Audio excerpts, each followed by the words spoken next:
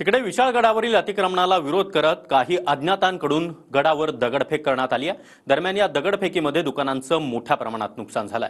तर सरकारने उद्यापासून अतिक्रमण काढण्याचा निर्णय घेतल्यामुळे संभाजीराजे छत्रपती यांनी आपली अतिक्रमणाविरोधातील मोहीम आता मागे घेतली आहे। पाहूया त्या संदर्भातला एक विशेष रिपोर्ट।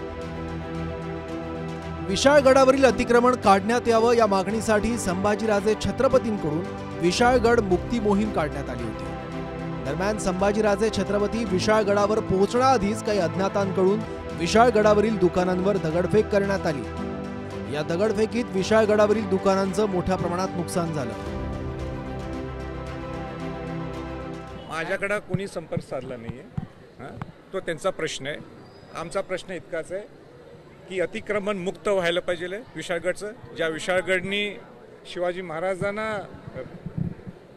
संरक्षण दिलं, नाही गुन्हा नोंद झाला तर मला अभिमान आहे। गुन्हा जर माझ्या नोंद झाला तर पहिला गुन्हा जीवनातला, पण जबाबदारी ही प्रशासनाची। विशाळगडावर झालेल्या नुकसानाची जिल्हाधिकाऱ्यांकडून पाहणी करण्यात आली आहे। दरम्यान यावेळी जिल्हाधिकाऱ्यांसमोर नुकसानग्रस्त नागरिकांना अश्रू अनावर झाले होते।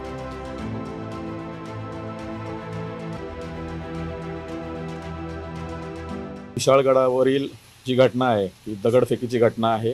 त्याचबरोबर विशाळगडाचा पायथा आणि विशाळगडाच्या पायथ्यावरून गजापूरकडे येत असताना जे काही नुकसान झालेले घरांचं, हॉटेलचं किंवा इतर सर्व गोष्टींचं, त्या अनुषंगाने गुन्हे दाखल करण्यासाठी प्रक्रिया आम्ही सुरू केलेली आहे।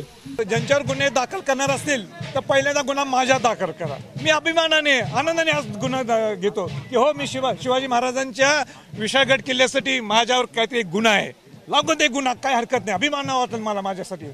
हो, माझ्यावर गुन्हा आहे, पण त्या शिवभक्तांच्यावर काही गुन्हा घालू नका, कारण ते त्यांचा आक्रोश होता। तुम्ही एवढ्या वर्ष काही केलं नाही ना, म्हणून तो आक्रोश होता।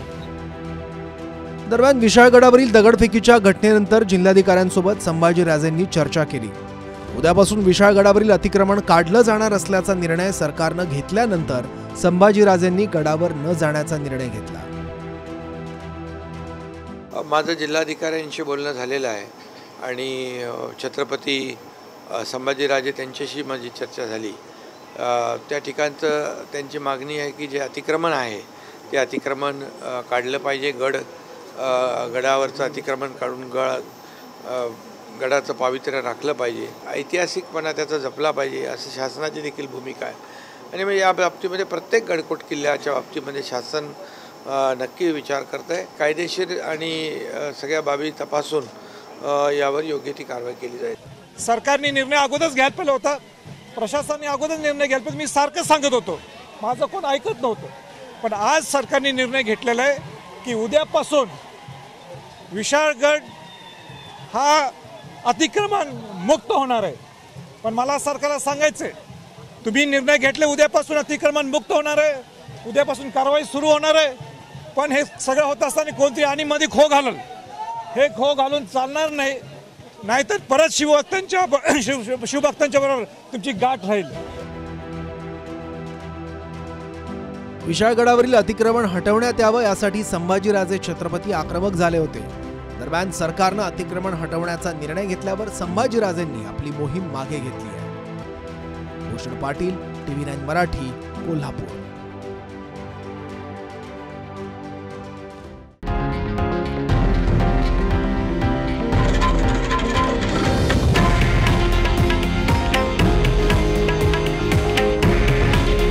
हे आहे देशातील नंबर 1 न्यूज नेटवर्क आणि आपण पाहत आहात TV9 मराठी। काळजी तुमची, हित महाराष्ट्राचं।